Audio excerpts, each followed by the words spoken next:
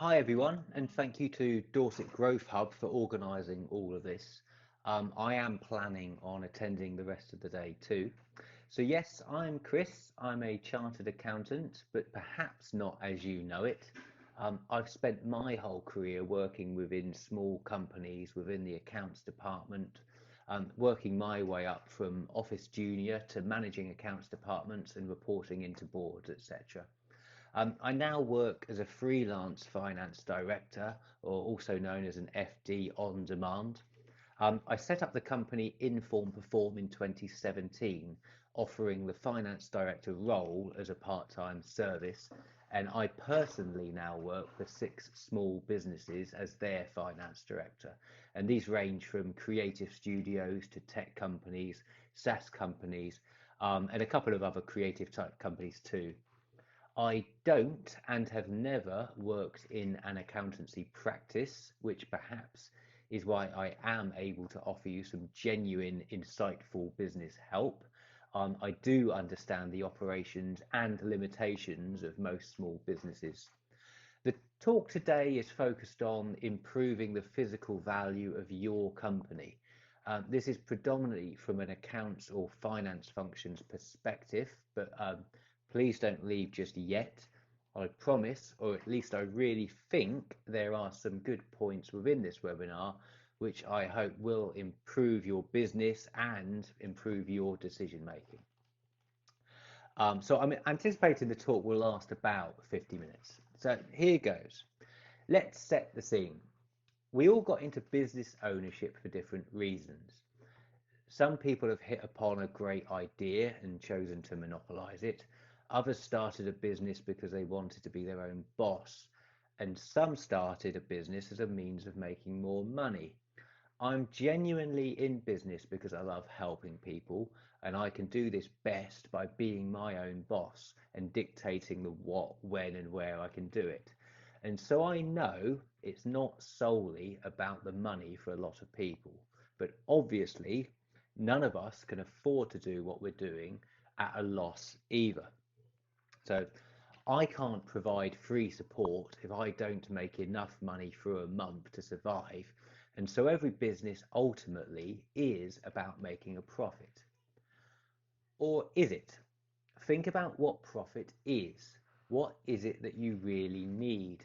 What I actually implied is that I need enough money to make ends meet each month. What I really need is money, so not actually profit. I imagine everyone would like a higher salary or increased dividends, and you will also need more money in the business at the end of the year to invest further in the business. So all of those three things are about money or cash. There's nothing there necessarily about profit. So your focus should be more on cash flows than profits, shouldn't it? And I'll touch more on this later, but what would an investor be interested in? They invest their money, the cash, in order to get more money or cash back. What about a bank or someone who lends money? They do want to lend you money, but what they're really interested in is knowing, will you have enough money to pay it back? They wouldn't care if after paying it back, your business made a loss. And what about your investment? You invested in your business in the first place. You invested in yourself. You probably made an initial investment to get it going. You are no doubt losing salary by not being employed elsewhere. This is called opportunity cost, by the way. So you're investing your time and you want that money back, right? Or at least that was the idea or direction you started in the first place. That is until your bank and support hubs and business mentors and no doubt your parents told you the importance of the P&L statement and balance sheets and probably cash flow management too, to be fair. But let's take one example of a business we all understand.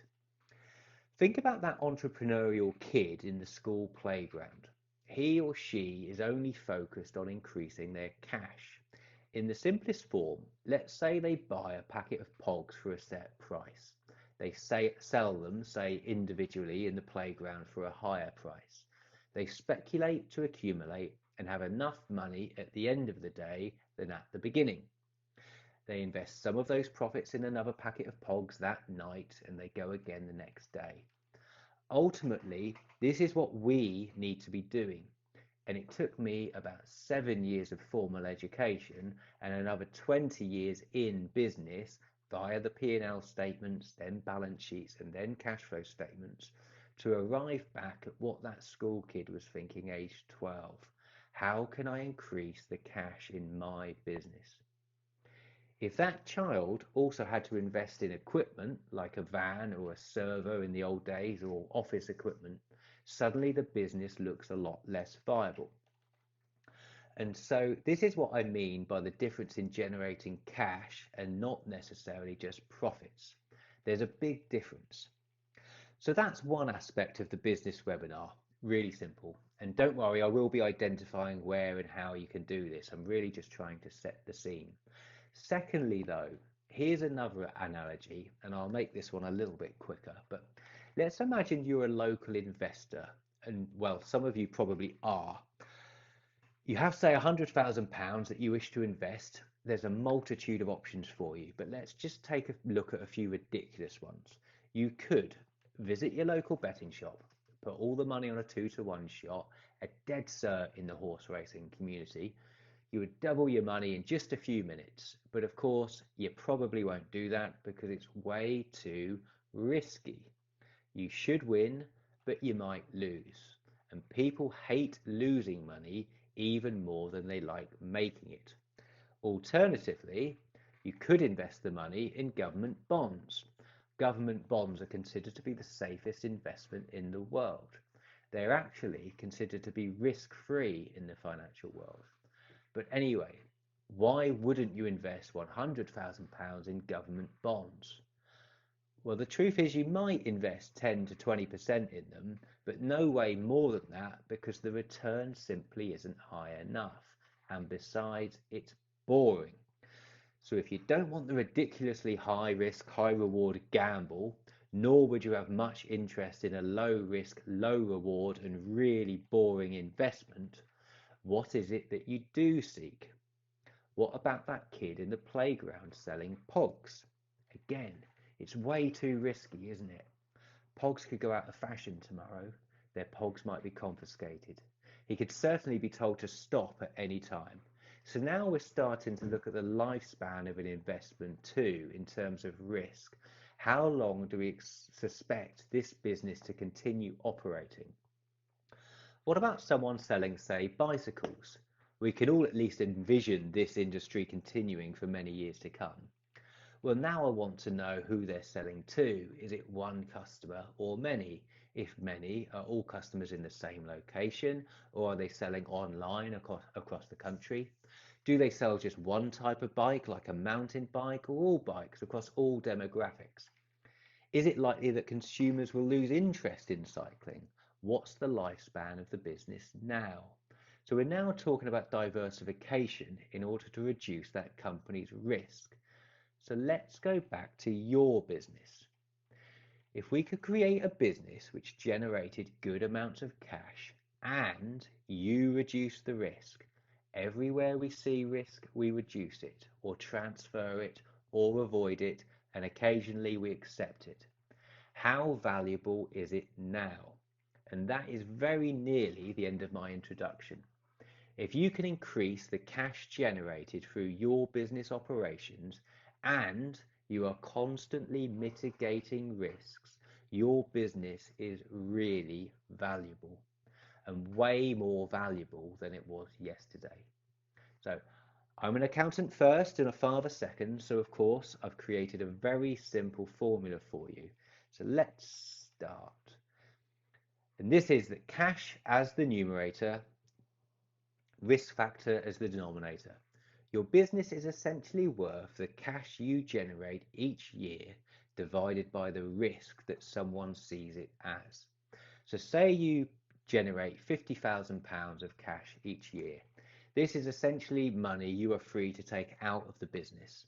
This would be money available after your salaries and also after any investments in the business, like investments in IT or other fixed assets, but it's before any dividends or any other money you take out. So this is called your free cash flows, by the way. If an investor sees the risk as, say, 20%, you would be worth circa £250,000. If your risk is just 10%, then you could be worth £500,000. But it's all in the eye of the beholder, and it's for you to prove. The risk just needs managing. So here we go. Cash flow. Cash flow can be split into three categories. There's cash flows from operating activities. This includes revenue, cost of sales, overheads, employees, etc. Anything relating to your day-to-day business operations. This would also include aged debtors or aged receivables and aged creditors or payables too. Next, we have cash flow from investing activities. This is investment in your business, so things like IT equipment, office equipment, anything you book to fixed assets. This could also include the purchase or sale of another business, by the way. And finally, there's cash flow from financing activities. This is typically where you borrow money like a loan or pay the loan back or receive investment from an investor or where you pay dividends to investors. This might include yourself too, of course. And then there's the total cash flow in and out of your business each month or each year. But today I will generally only be focusing on the operating activity. So this is your day-to-day business operations. So here we go. Here's how you can increase the value of your business from a business operations perspective.